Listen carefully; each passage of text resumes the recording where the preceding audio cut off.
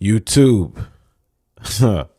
I did not think this clip was going to set the world ablaze, if you will, like it has. Obviously not the world ablaze, but really good conversation.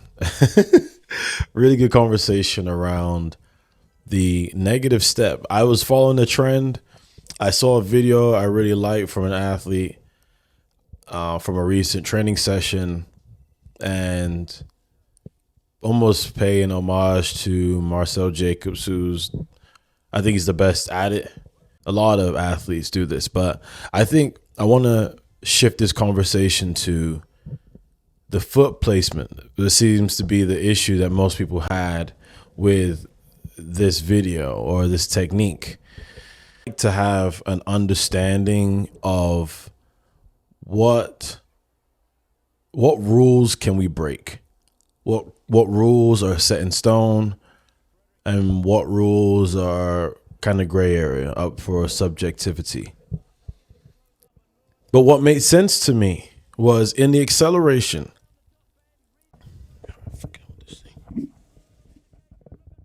The shin angle is predicated on the foot position.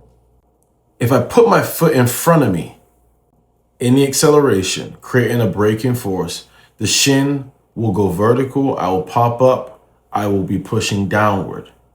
If I push behind me, which is where the negative step comes in, if I push behind me, behind myself, I can keep my momentum going forward. To me, the negative step serves two purposes.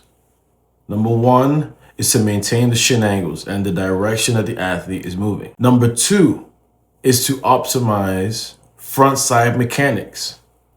When the foot is moving backwards, to maintain your shin angles, maintain your angles in the acceleration, it looks like a switch is happening.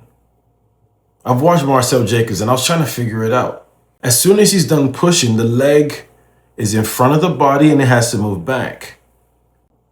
And what will happen so you're not falling over is your other leg is coming through. It's a stumble reflex. It looks like a switch. It's cued as a switch, Dr. Franz Bosch. Now it's on your body and your mind to train it to catch up to the timing of it. But to say it's a switch has the athlete think about alternating the limbs. That's what it essentially we're seeking. So the negative step, as I said, two purposes. The foot moves backward to maintain the shin angle and to keep the momentum going forward. Second is for the optimization of front side mechanics. If I don't get it on the first step, I would have to literally start pulling my body out of position to get it down the race. And it doesn't guarantee that it happens down the race. But if you give yourself a chance from the first step, you're going to give yourself a chance at the end. If I play the lottery, it doesn't mean I'm going to win. I could win the lottery if I play. But if I do not play the lottery, I can't win. Same thing here. If it doesn't give us max velocity, front side mechanics later down the track, then something else went wrong. But if it doesn't happen on the first step, it's very difficult or almost impossible for it to happen later down the run. If you watch Marcel Jacobs, he gets to this like automated pattern. Like it's majestic. But what and how does he get there? I believe strongly it's because it happens from the very first step. He gets the rhythm of it early, he just maintains. Versus pushing like he's running up a hill, which most people do to accelerate. The knees are too far apart and then he can't get the timing. If you hear any background noise, I think it's my dog out there. I hope you guys are sticking with me. Hope it makes sense. So for the new people on my that's found me now or found a reason to comment, thank you. And I like dialogue.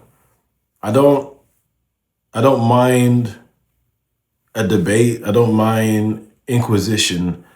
Challenge the normal thinking. Challenge what you think people understand to be true.